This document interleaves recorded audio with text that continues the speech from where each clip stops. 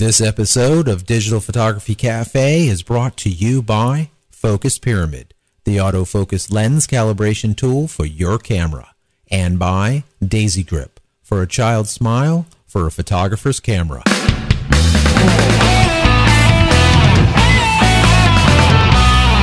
Welcome to the Digital Photography Cafe. I'm Trevor Current, your digital marketing guy.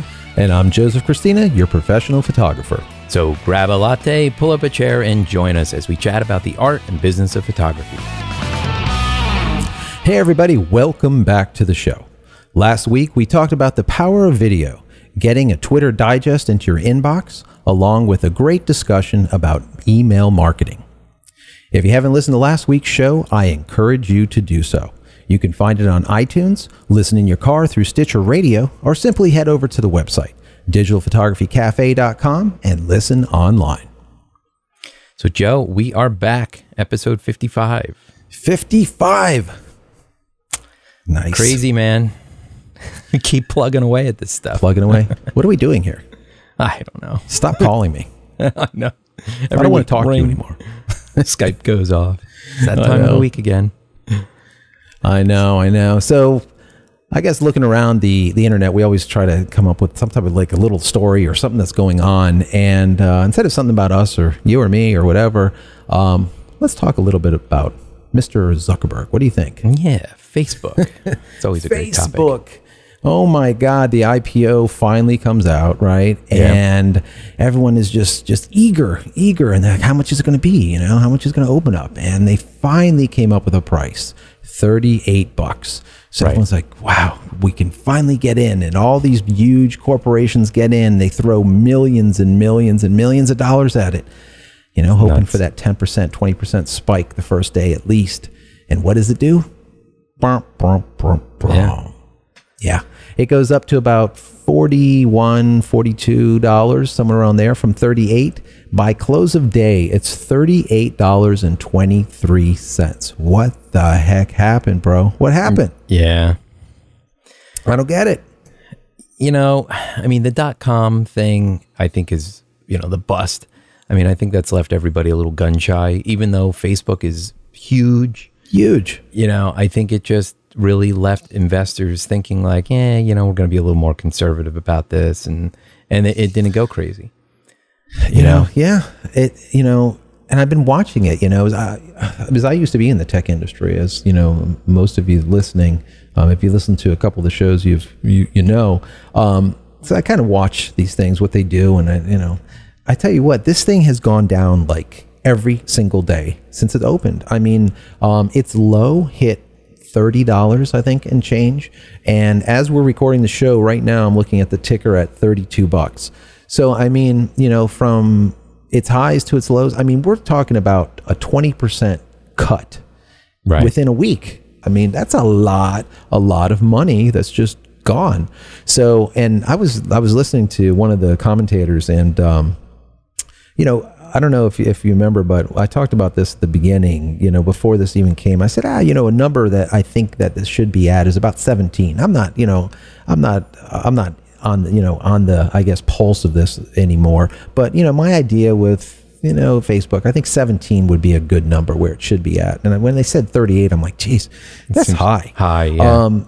You know, they were talking about it just, I think it was yesterday, and I was listening, and someone came up with the exact same number of 17. I'm like, so that means that I think that that's probably going to be pretty square. I'm going to guess by the end of summer, we're going to see either low 20s or teens on this stock. It's just, I mean, we're talking now, I was listening yesterday, and they were talking about shorting the stock, and that they're trying to get together enough stock that, you know, people are selling so they can start putting in some nice short plays, because if you're not making it on the way up, you might as well make it on the way down.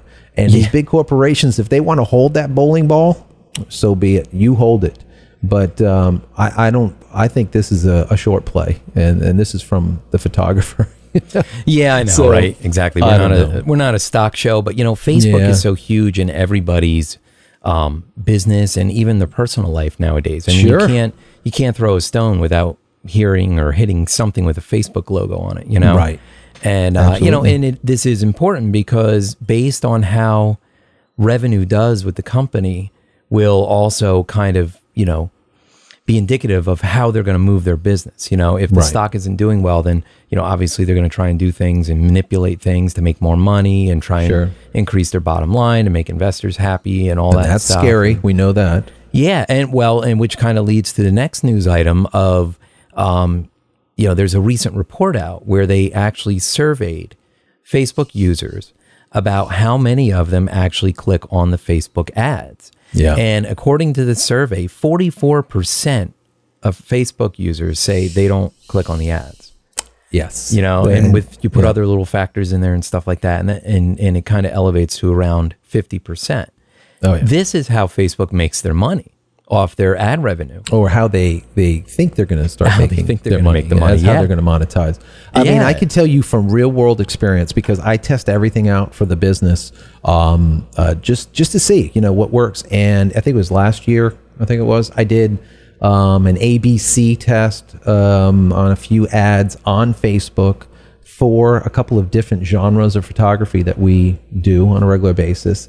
And it was just lackluster at best.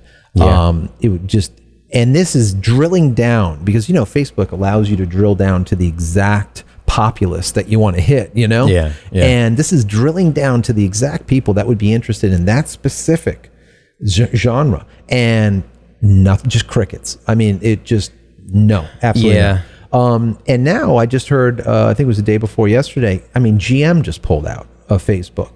Now, I don't really take, you know, everything that GM does, I'll take with a grain of salt. You know, Ford, a little bit different.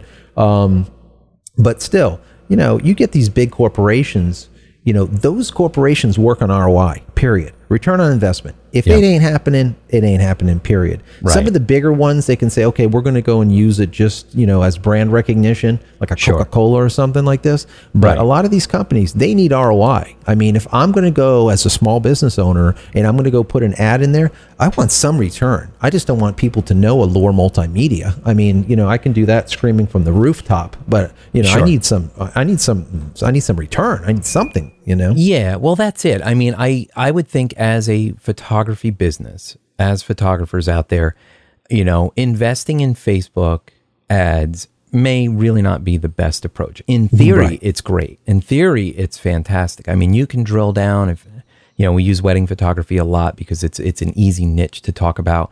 But, you know, you could drill down to the engaged women between such and such an age and within zip codes and all of that stuff. And that's really fantastic. But if nobody's clicking on them, if 50%, now that's 50% of the people who aren't clicking on ads. That's any ad. So that's even ads for products or something that they might be really excited about. Exactly. So now you take a service like photography. And as we've said before, I mean, this photography is not something that's in great demand every day from everybody. So, you know, you throwing your ad out there in the Facebook land, you know, take into account the lack of participation in click-throughs, and then take in the account the amount of people that actually are looking for photographers at that moment in time, you know, who may even see the ad. It starts getting real slim as to how many click-throughs you're going to get. So you hearing crickets doesn't surprise me at all. Yeah. So we let it run for, I think it was about 6 months, I think total, just to get a decent comparison. I mean, these kind of things you can't just run for a couple of weeks. So I just looked at it, and it didn't matter. It didn't matter what it was. It didn't matter the picture, it's the whole entire, you know, right panel, ad banner blindness, right column blindness, you know, left column blindness. People are just blind to ads. People are there on Facebook to interact with their friends and not to be sold to. I don't care if it's a soft sell, hard sell. They just don't want to hear it, and they're not hearing it, and they're just looking. They're just looking elsewhere. The other way. Yeah, they're just ignoring it. I mean, anyways, they do say in the survey that the sponsored stories do a little better. You know, and the only reason they do better is because they're linking them to your Facebook friends. Right. You know, they're saying, oh, so-and-so likes this page and blah, blah, blah. And then they incorporate them into, you know, the ad. So that draws people's attention more. But, you know, on the other hand, also included in the survey, they asked about, you know, the trust level. And Facebook and Twitter are among two of the websites that people trust the least with their personal information.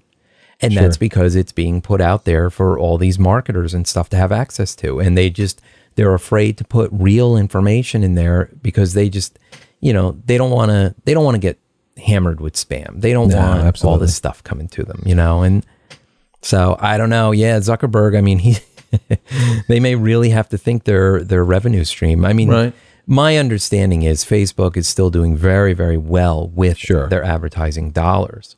But if the results start really falling off more and more and more and more, the big advertisers are going to pull out, and the little, mom and pop shops, the little studios and stuff, they're not going to bother. No, they're not going to bother. No. I think it's funny though, a day after, I think the IPO, or day and I think it was 2 days after, something like that, he got married. Yeah, and that was like the big story, right? And the comedy of it was, he was trying to, detract from the dismal, IPO with the quick marry. Well, I shouldn't say quick marriage, because he was with, I guess, her from together for a while, since they were kids. But it was just funny how it all came to pass, Yeah. So, anyways, I tell you what, before we go any further, let's go ahead and take a quick break and hear from our sponsor. Have you ever tried to photograph a child who was on the move and wouldn't settle down? A child who just wouldn't give your camera the time of day no matter what tricks you tried? If so, we have some great news for you. Introducing the Daisy Grip, your go-to tool for capturing a child's smile. Just think of the Daisy Grip as your third hand. Just place it into your camera's hot shoe, insert the child's favorite toy or puppet, and let the smiles begin. Imagine the storytelling magic that you'll have at your disposal, with a ferocious lion or a friendly monster sitting on top of your camera. For the ultimate attention getter, place your smartphone into the Daisy Grip and play the child's favorite cartoon. With the addition of a Daisy Grip bracket, you can free up your hot shoe for a flash or wireless transmitter. Let Daisy Grip put the space above your lens to work for you. Make this indispensable tool your new best friend. Head over to daisygrip.com/DPC to get the listener discount. The Daisy Grip, for a child's smile, for a photographer's camera. So, all right, guys, we all know how important it is to put our best foot forward when we meet a potential client, especially in the real world. We're not talking about internet here. When you actually go out to the Starbucks and you're meeting with someone, an actual potential client, you need to put that best foot forward, and you need to be memorable and not forgettable, right? Yeah. I mean, just like we talked the other week, we talked about personal branding and making yourself memorable. Right. And that's so important, and being physically memorable or the way you speak to somebody or whatever is great, but you need to be thought about after the fact. Like after the meeting's done, after you're gone, out of sight, out of mind type of thing. Right. You need them to remember you. And a great way to do that is with these really cool customized, business cards, almost like these little mini portfolios that people are doing. Very cool. Yeah, that was we were looking at those just before we did the show. We were kind of looking at some of them, and absolutely, it's so important. You need to be memorable, and one of those little cards that you're talking about. One of the companies that do it is Moo Cards, and they're over at, I think it's moo.com, right? Moo.com, yeah. Yep. And there's other ones out there. They're not a sponsor, but we've seen their work, we've seen their cards, and they are exceptional. They do a really great job. And so what it is, guys, is simply this. Instead of handing someone a generic card, for years it was always like that bubble writing on top of a white card, and it just looks like complete crap, and that's it. And it reflects you. Then we started getting into some nice full color processes, and now the cards start looking better and better and better, and you're starting to do some custom designs, put some pictures in there. Well, Moo takes it to another level. What they do is they allow you to do like one-of cards. You can do, let's say if you have a portfolio of like 30 images or 50 images, you can actually have, let's say, 50 different cards created. So you can have the same text, let's say, on the cards, but then the image is different. So what's really cool about this is, let's say you're meeting with your client And let's say you're meeting with a client, they want a card. You want to hand them a card. Well, instead of handing them one card, you might pull out maybe a handful. You have like, let's say 6 cards or 7 cards in your hand. Right. You say, okay, just take one. And they look at it. They're like, well, which one should I take? And you can very easily say it's up to you. They're the same, but they're different images. Right. What's really cool is what they will do immediately is they'll take them all, right? And they'll look through them. And immediately will stem another conversation right off that, which, your entire, conversation is probably dead at this point. You're probably done. This all of a sudden sparks another conversation, and they get to go through basically your portfolio in micro size in their hand and then take the one that they want. 9 times out of 10, the client will take 2 cards, not one. Why? Right. Because they just love the damn image. It's just so cool, right? Yeah, and it kind of turns almost into a collectible at that point. Right.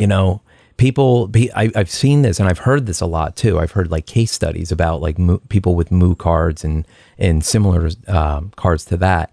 And that's exactly what it turns into. It turns into almost like a collector's item. People are like, oh, wow, this is a great image. I'll take that one. And, and then you see them, can I take that one too? And before you know it, they've got all your cards. They don't realize they're costing you $1 a piece, but I know. Well, they aren't. But cheap. anyways, So, but what's really cool too is let's say you hand someone, let's say 7 cards, like I was saying, and they're looking through them. And let's say you're a food photographer and you have all different, food items. Well, you could very easily tell a person, let's say, my past, I was a psych minor in college. So, when you give someone pictures and you say, pick one, the one that they pick is really close to their heart. Either they just love the image, they love the color, or they love what is associated with it. There's something about it. There's some transfer of like there. That's the one that they pick. And it usually it associates with them. So you kind of get a little like an underpinning of who they are just by the image that they take. Sure. So it's pretty cool. It works out really well. It's an awesome idea. If you guys haven't taken a look at Moo, definitely take a look at those. It's phenomenal. It really it works out good. And you know what? Something else to think about too. The images are all great, and putting an image like, let's say, on the back side of the card, and then on the front side of the card, you have the relevant information. You really want to think about the design of your card as well. I mean, the look, the feel, the color scheme that you use. You really want to put a lot of thought into that and really design it, as opposed to just kind of throw something together. Exactly. Most everybody has a logo of some sort. So obviously you want to incorporate your logo in it. You want to incorporate a nice legible font. Right. Stay away from black backgrounds with red type and things like that, because it just doesn't read. No. Not only does it need to look good, it needs to be functional. And, you can have a great looking backside of a card, but if people have difficulty reading your name or your contact information or whatever, they'll figure it out. They can look a little hard at it and figure it out, but you don't want that. You want it to be an easy user experience. When they look at it, it just kind of flows, they get it, and they feel all warm and fuzzy about it, Exactly. Well, your average person is going to be impressed by the photo on the back. So if your genre of photography is gearing more towards the general public, they're going to be thrilled about the image on the back. You get a nice logo and some simple copy on the front. They're going to be ecstatic. Now, if you're a commercial photographer and you're dealing with art directors and creative directors, you really do want to put a little more thought into the design, because you're selling to other creatives at that point. Exactly. We are in the creative field. If our cards don't look creative, then, who are we? We have to directly reflect any collateral material that we put together. That's our final work that we put out there, that we give to a client, has to reflect us. The marketing material that's out there has to reflect us. Our voicemail has to reflect us. I mean, everything that you hear or see regarding your company or regarding you as the company and you as the product has to be stellar. It has to reflect who you are, or at least who you want to be perceived as. I tell you what, a hint with these cards too. Let's get away from the pictures for a second and let's look at the text. There's too many people out there that are still putting like, my fax number is, okay. Fax is pretty much dead. don't waste real estate with fax number. I mean, at this point, everything is social media. Put your Facebook stuff, put your Twitter username on there, put your phone number, stuff that's really going to be important. I mean, everyone's on Facebook, tell them how to get there. Twitter is pretty big too. Give them your Twitter account. And your phone number, definitely your email address. But the thing is you don't want to put extra stuff in there that just doesn't need to be there. You don't want to clutter it. You want to tell them where to go, and so that they can get there. The other side of that is maybe you go with a QR code. Now, QR codes we've talked about in the past, they are absolutely phenomenal. It's still fledgling. There's most people that aren't techie, they don't even know what a QR code is. That's okay. They will eventually. Everyone will know what they are. And eventually all the phones will be smartphones. People are going to be holding up their phone, taking a quick picture, and it's going to send them over to a website or whatever. Go ahead and put a QR code on there. And that QR code, send them to like a splash page or your About Me page or your contact page or your content, a page that's specifically for this information. So on that page, you have nothing else besides all of your content information. So when they go and they scan that QR code, what comes up on their phone is click here to like me, to like the Facebook page. Right. Click here to follow me on Twitter. Click here to email me. Right. Click here. Now listen to this. This is important, guys. Click here to call me. What that means is it can't be a picture. It needs to be a button, but the button has to be filled with text because the phone will call the text that it sees. So if you have a phone number on there, someone can click it and dial the number. If you have a picture, it will not dial that number. Right. So there's little things that you guys can do to really soup up those business cards, those quote unquote takeaways. I don't care if it's a full card, a 4x6 or a little tiny moo card. There's things that you can do to make it stellar, exceptional, so that you stand out once you've actually left the client and they want to call you. Yeah, absolutely. Even look at the shape. I mean, I know current photographer, we have a round business card. Yeah, I love it. Which is our lens on the front side, and on the back has, the email, my name and a QR code. I put a QR code on there, you scan it, and it brings you over to a sign up form to get our business tips. Yeah, I know. When we were in Vegas and we were in New York, everyone was commenting about your cards. It actually looks like the front of a lens, and it's perfectly round, and it's perfect. I love that. I think that's phenomenal. Well, I tell you what, talking about lenses, I know you were telling me about some gear that you just picked up that you're all excited about, like a little kid, of the Christmas time. So before we get into that, let's go ahead and take one more quick break to hear from a sponsor. Are you frustrated with slightly out of focus images when you know your autofocus spot was dead on? It's simply not your fault. From manufacturer to manufacturer, and even lens copy to lens copy, there are slight variances to the exact spot where light is being focused onto the sensor. Finally, there's a product that allows you to compensate for those variances and make sharper images immediately. Focus Pyramid, the autofocus lens calibration tool, is an absolute must for every photographer. If you want to make the sharpest images possible, then you need to take control over your camera's focusing system. With the Focus Pyramid, you can calibrate all of your lenses on your lunch break. The Focus Pyramid makes lens calibration quick and easy at an affordable price. So give your lenses a new lease on life and take your photography to the next level. Head over to focuspyramid.com/DPC and get an additional 10% off just for being a show listener. So, all right, Trevor, we are back here. I want to hear about the new toys that you just got. Let me hear about them. Yeah. So, all right. So I was looking into doing some more longer format video with my DSLR. Right. And the battery life just gets sucked dead in no time. When you get that live view going on the back of the camera and it's a killer. Yeah, it sucks it up fast. So I was looking at getting a battery grip.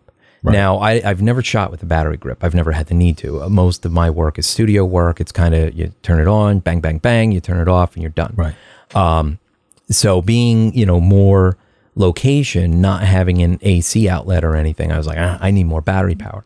So we need more power, Scotty. I need more power. That's right. So I looked into these battery grips. So I did a little research and, went on to Amazon because I love Amazon, got the Amazon Prime, and get everything shipped in 2 days for free. If I hear about Amazon Prime one more time, you're going to force me to buy it.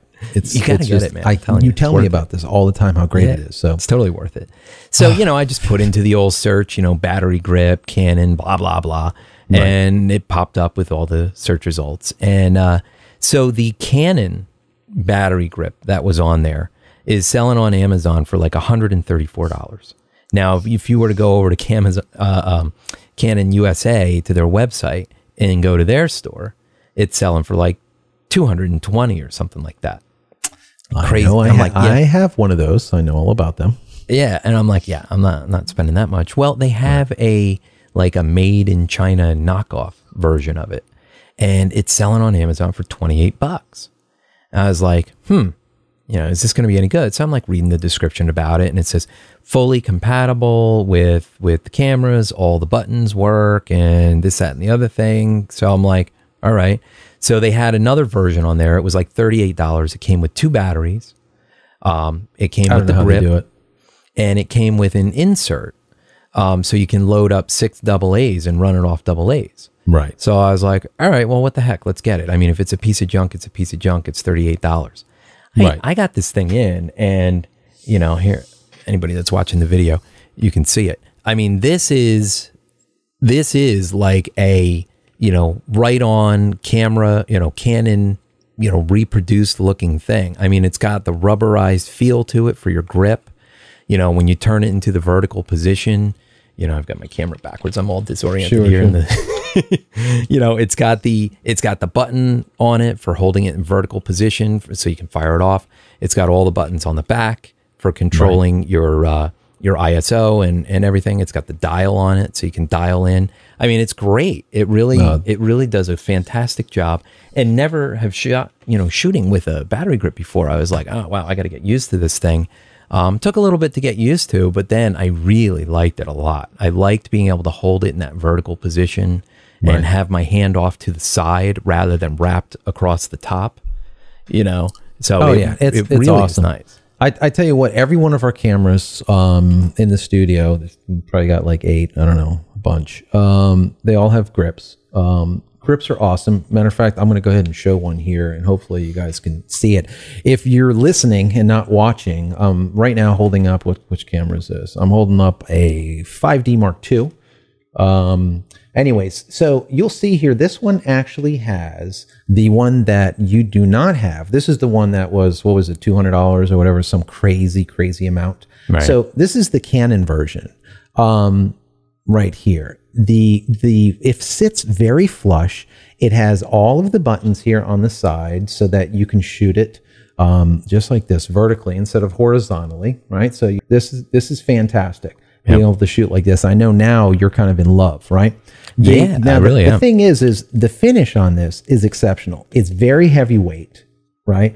When you pop it open, you can actually see in here. I mean, the batteries pop out nicely. I mean, it is definitely a heavyweight piece, let's say. Right. So now, in comparison to that, the one that you have, let's see what camera we have here. We have a 7D here. So now this is basically the one that you have. Very similar. Okay. It looks almost identical, right? You don't see too much different. No. There is a couple of things that I actually like more about this knockoff than I do with the Canon one. Now, it is a little bit thinner, the plastic. That's a given. Yeah, it's a little lighter weight. What it does have here is, if you notice right here, you have a multi-function button right here. See your multi-function? See, it says MFN right here. Right. All right. If you don't know what it does, I'm not going to sit here and explain it. We'll go into a big long. We'll be here for a bit. But anyways, it in short, it allows you to kind of select. You can set it to do many different things, but many times you use it for selecting autofocus zoning and this kind of. Anyways, the Canon doesn't have that button. It has all the rest. It has the lock, and it has everything else that you see, but it doesn't have that button, which is kind of odd, right? The other thing that's nice about the knockoff is you'll see here in the front, it has like this little divot here. This divot is absolutely perfect for your finger to sit in, just like that. You can shoot and it just holds in the rubber. It's nice in your hand. It's perfect. It's like they actually thought about it, right? Yep. Then what you were talking about is now the door opens up. It's a little bit more flimsy. You could probably hear that. It's not as thick, of material. You pop the battery out. Still, everything is the same. And what you were talking about before, your little 6 battery. Here's your little 6 battery cartridge. The 6 battery cartridge just goes straight in, and there you have it. And now you have, 6 AA's running the machine. Yeah, and you can run the rechargeables or just the alkalines that you're disposing of or whatever. Absolutely. Gives you a lot of flexibility. Lots of flexibility. You can get a ton of time out of it. I like this method. And matter of fact, just so you can see, here's the Canon version, right? And then here's the knockoff version. They're basically identical. One says Canon, one doesn't. It's the same kind of thing. And now, as far as these sleeves, these inserts, they're almost identical. I wouldn't even the feel of them feels identical. Right. You're not losing anything there. But yeah, you really aren't. And what else I really like about it is that whole perception thing that we always talk about. If you want to look the part of a professional, right? So, if you're a wedding photographer and you go and you're shooting and you got Uncle Bob over there with his 5D and, kind of like shadowing you the entire time. Sure. Then people start, like, oh, is this person really a professional? Look, Uncle Bob's got like the same camera. Right. Throwing a battery grip on there, kind of gives the illusion of it looking more like a pro body. Absolutely. It just makes it look bigger. It makes it look more bulky, and it doesn't look like the same camera Uncle Bob's holding. Absolutely. And, so there is something for appearance. So, I would say that if you've never shot with the battery grip before, go check one out. $28 on Amazon. We'll have a link in the show notes so you can find the one. Or just do a search. I mean, you'll search for your camera, you'll find a ton of them. That is so cheap. That is so cheap. When you said you got 2 batteries, what would you say it was like under $40? Yeah, $38. It had 2 batteries. That is so ridiculous because each battery is like $70. Yeah. Well, again, they're knockoff batteries. Are they going to have the same life expectancy as a Canon battery? Possibly not. But again, for $38, but at that price, if the whole thing is a big piece of junk, you throw it in the garbage, and then what are you out? $38. It's not a big deal. But the beauty is you buy from Amazon, and as long as it's shipped from Amazon, that's real important. Right. You can send it back, and they don't really give you a hard time about it. If it's defective, you send it back, they'll replace it or refund your money. Yeah. If you buy from one of the third-party sellers on there and it's not fulfilled by Amazon, then you can kind of run into some refund issues and things like that. So right. So in addition to the grip, I was looking at they make an AC power adapter for this thing too. Right. Which is really neat. They give you, it's basically like a fake battery. It's like a plastic battery.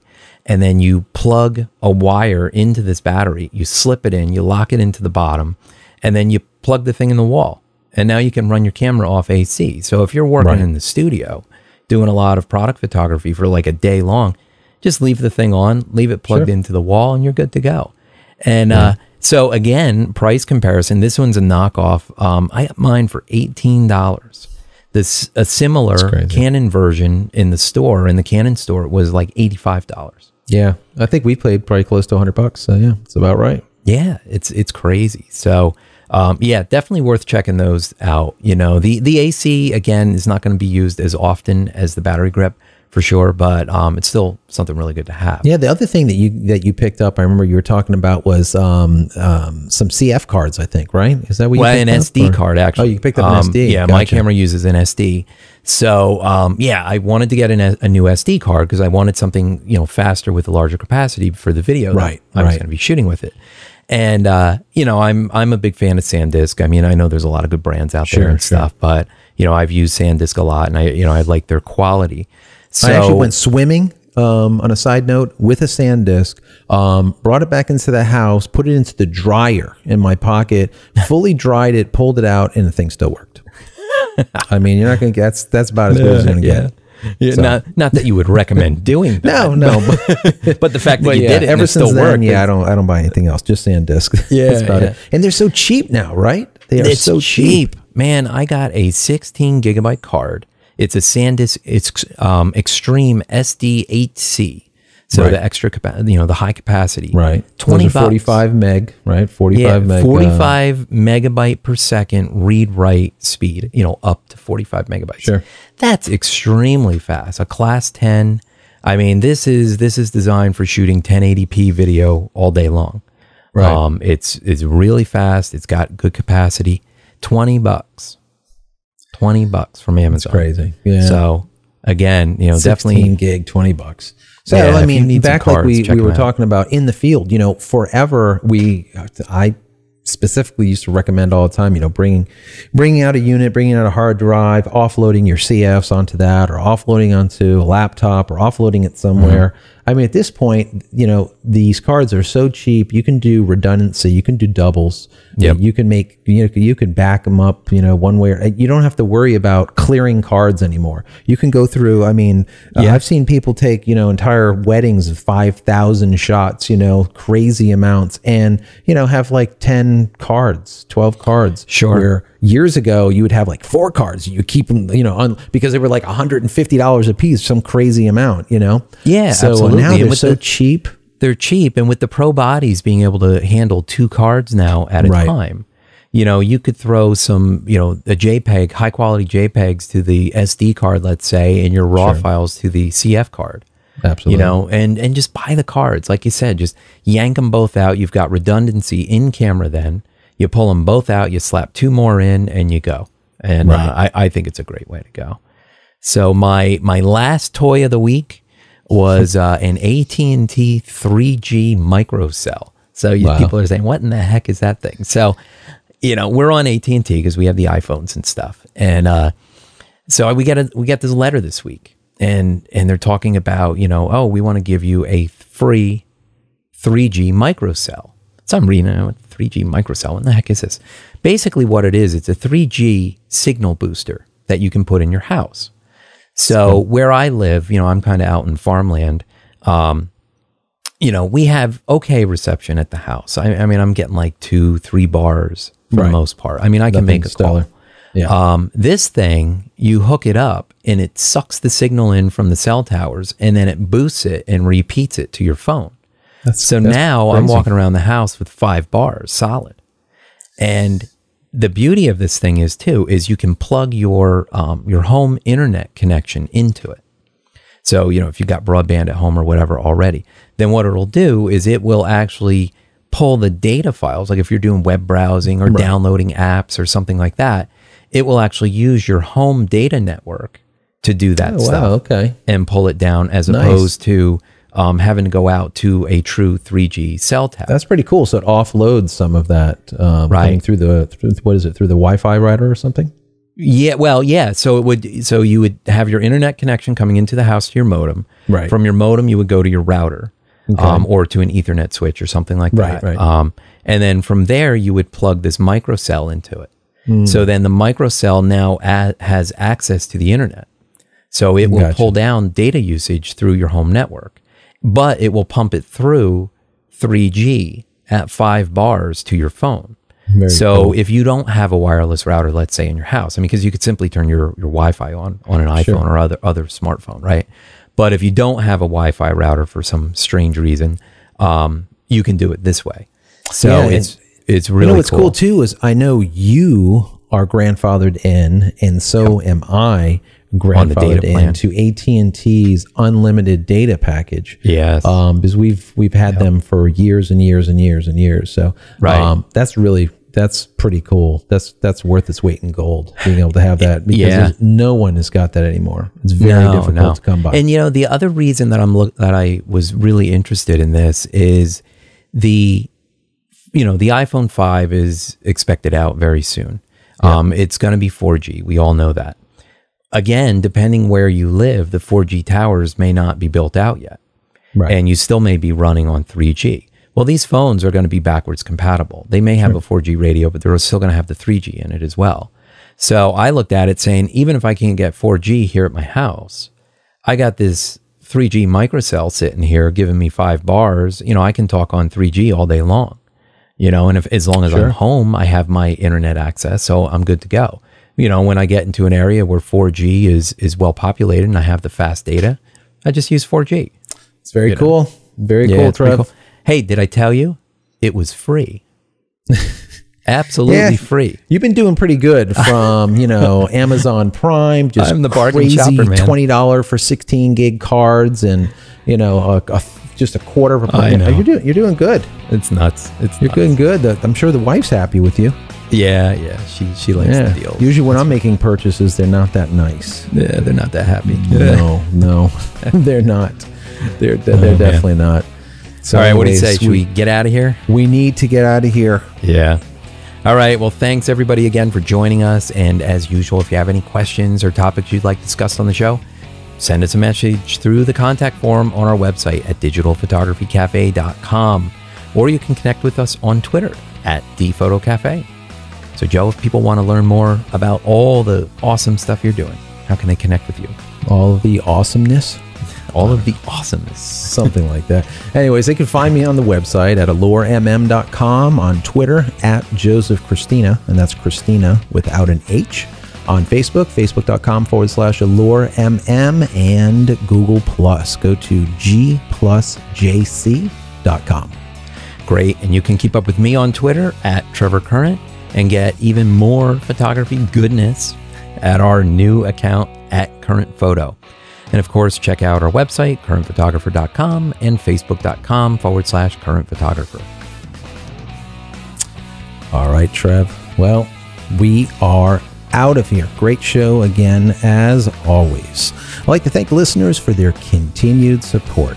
If you enjoyed the show, we encourage you to subscribe for free in iTunes or via RSS to have our shows delivered directly to your computer automatically for how much? Free. And we know how much you like that. If it's free, it's for me. That's right. So guys, if you're listening on the go, fear not. Everything that we've covered in today's show can be found in our show notes at our website, digitalphotographycafe.com. Once again, keep your questions and comments coming, and we'll talk to you next week.